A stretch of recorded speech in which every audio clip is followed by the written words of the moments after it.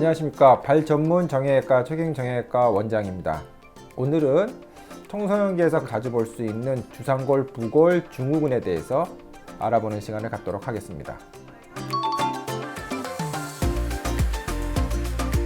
자, 부주상골 증후군 또는 주상골, 부골 증후군, 우리가 이제 혼용해서 쓰고 있는데요.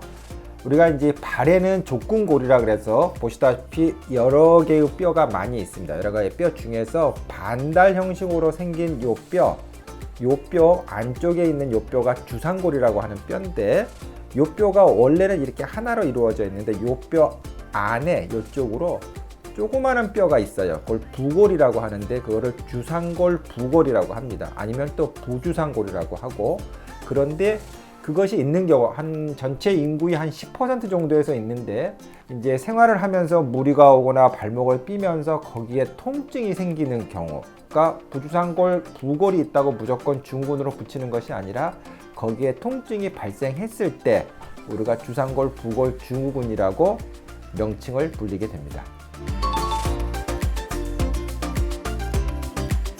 평생을 별 문제 사는 경우도 많이 있어요. 전체 인구 중에 10%니까 10명 중에 1명꼴 정도로 있는데, 되게 가장 많이 발생하는 원인은 이제 발목을 삔 경우.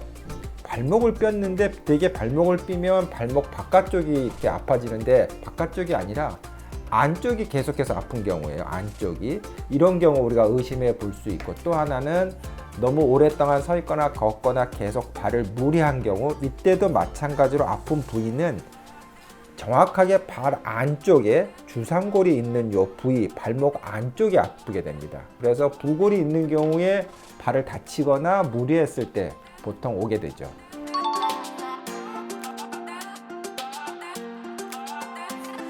부주상골 증후군이 있는 경우에 대개는 이제 청소년 시절, 보통 초등학교 때부터 생기는 경우가 많이 있는데, 통증이 생긴 경우에 나중에 더 진행이 돼서 후천적 평발로 온다고 하는 경우가 많이 있지만, 또 한 경우는 이상하게 부주상골이 있는 경우 평발을 동반한 경우가 되게 많습니다. 그래서 이제 평발이라고 하면 이 안쪽으로 자꾸 힘이 가서 보행을 할 때 하는 건데, 부주상골이 있는 친구들은 이 안쪽이 약해요. 그래서 통증이 생기게 되고, 그 통증이 지속되면서 계속해서 이제 무리가 되다 보면, 특히 중요한 건 요 주상골 부골에 같이 후경골건이라고 하는 힘줄이 붙는데, 이 힘줄의 역할은 발의 아치를 잡아주고, 또 우리가 앞으로 걸어갈 때 추진력을 주게 돼요.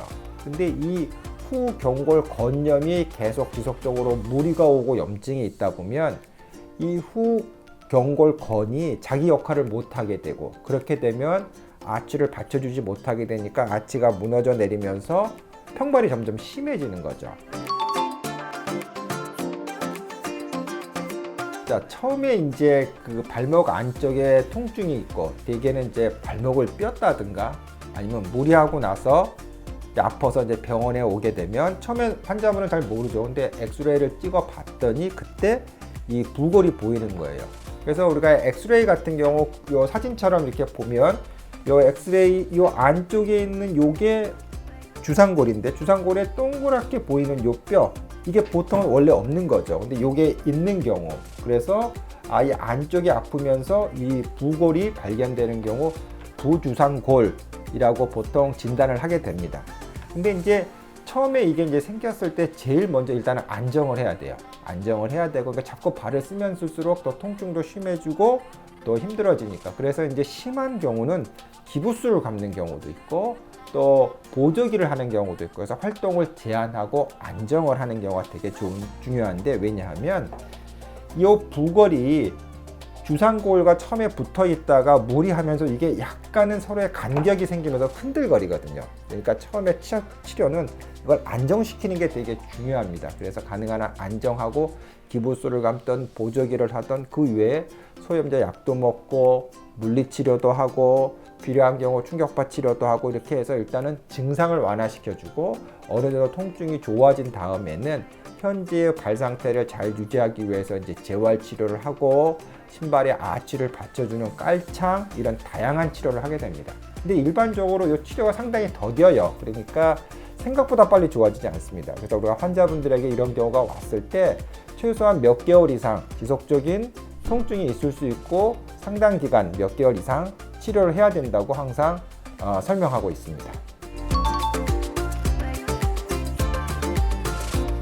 처음에 이제 병원에 왔을 때 바로 수술을 하는 경우는 별로 많지 않습니다. 근데 이제 먼저 말씀드린 것처럼 뭐 고정도 하고 약도 먹고 물리치료도 하고 뭐 스트레칭, 뭐 깔창, 뭐 여러 가지 치료, 다양한 치료를 열심히 했음에도 불구하고 보통 한 2, 3개월 정도 꾸준히 치료했음에도 불구하고 계속 통증이 좋아지지 않는 경우가 있어요. 이런 경우는 앞으로도 계속 아플 가능성이 많기 때문에 수술을 하죠. 또 어떤 경우는 자꾸 좋아졌다가 또 아파지고 결국 이 사람은 평생 앞으로도 계속 반복될 가능성이 많기 때문에 이 두 가지의 경우는 수술을 하게 됩니다. 수술은 어떤 수술을 하냐 하면 일단은 그 부주상골이 계속 흔들거리면서 아프기 때문에 그 부주상골을 제거해 줘야 돼요. 그래서 이 사진에서 보이는 이 부주상골을 제거를 하고 그 다음에 부주상골에 붙어 있는 힘줄이 아까 말씀드린 것처럼 후경골건이라고 하는 힘줄이 붙어 있는데 그 힘줄을 원래 위치로 붙여주는 수술이죠. 그래서 수술 자체는 그렇게 복잡하고 어려운 수술은 아닌데 되게 힘도 많이 받는 부위이고 또 오랫동안 아팠던 경우이기 때문에 거기에 회복 시간은 상당히 많이 걸립니다. 그래서 우리가 수술을 하게 되면 보통 기부술을 한 달에서 2달 정도 하고 어느 정도 그 뒤로 정상 보행을 시작하면서 재활을 하지만 통증이 좀 없어지고 상당히 결과가 좋아지는 데는 거의 한 5, 6개월 정도 제 경험에 의하면 그 정도 걸리는 것 같습니다. 주상골 부골에 붙는 힘줄이 후경골건입니다.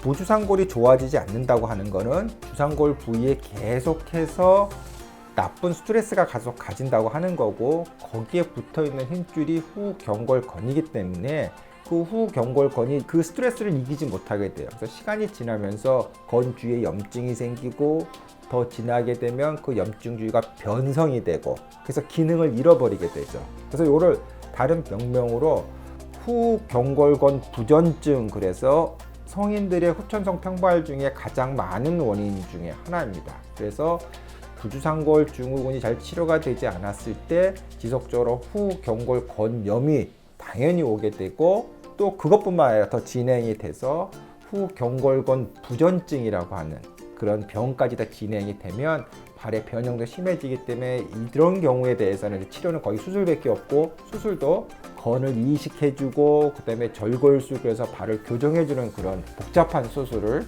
대개는 하게 됩니다.